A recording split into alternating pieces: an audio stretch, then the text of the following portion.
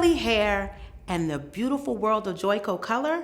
What a match made in heaven, especially when you understand the secrets to coloring curly hair and the art of how to make it as bold or as soft as you want them. Hi everyone, I'm Kia Neal at Kia Artistically Neal, and I am here today with Joico to bring you the Coily Hair Chronicles, our brand new educational series that will take you on my unique journey to coloring curly hair.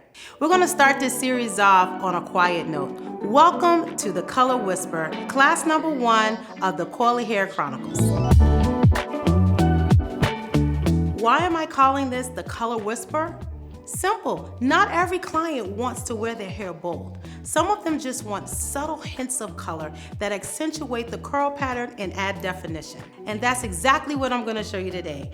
How to create soft, low maintenance color changes on curly and coily hair. Here we are getting ready to start our application of our color process. A lot of times when you're working with curls and coils, you can feel like you get lost in the process if you don't have a plan. Now with Kellum, I know that her hair grows up and out and she loves her hair big, right Kellum? That's right. So what I'm gonna do is I'm gonna focus a lot of my impact in the frontal ridge and also into the crown of her head. So I'm gonna actually part her hair off right in the front and I'm gonna make a nice V section and I'm gonna do that right from the apex. And I'm gonna add these two together and I'm gonna make one section. Don't be so concerned with tight, clean partings, just more so knowing where you're gonna actually apply the product. On her sides, I'm gonna go straight from her point, straight down by her ears. And I'm gonna do that on both sides. Now that I have her hair parted off in the front, by the fringe and on the sides, I'm gonna come to her back.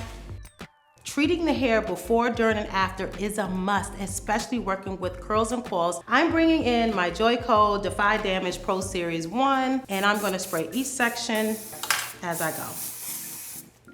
Now I'm gonna go in and I'm gonna place her foils. Just because I want to soften the impact, I'm going to just give her a light tease, and I'm going to apply at the root, right where I teased it. I'm gonna do a sandwich technique so that I can come back and address the ends of the hair later.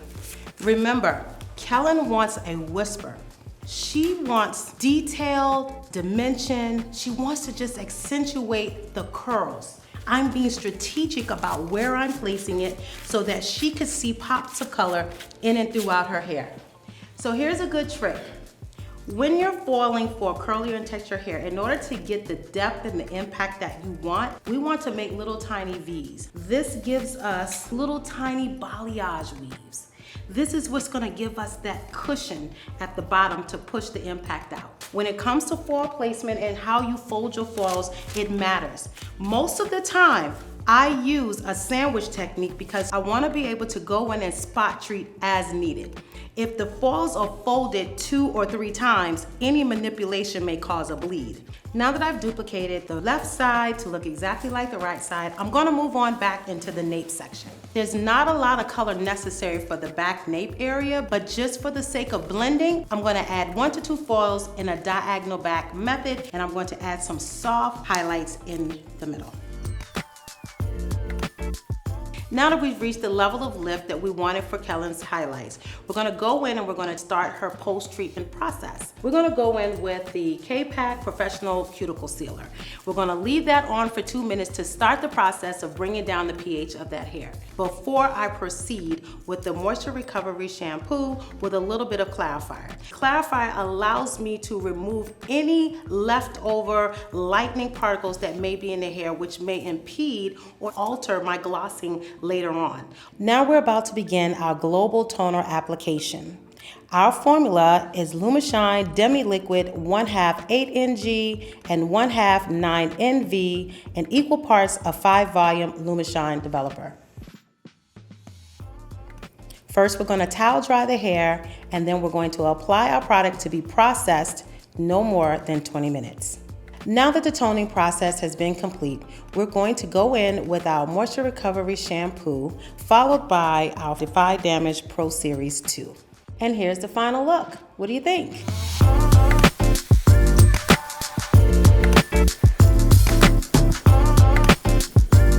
Be sure to check out the rest of this series at On Demand Education on Joico.com.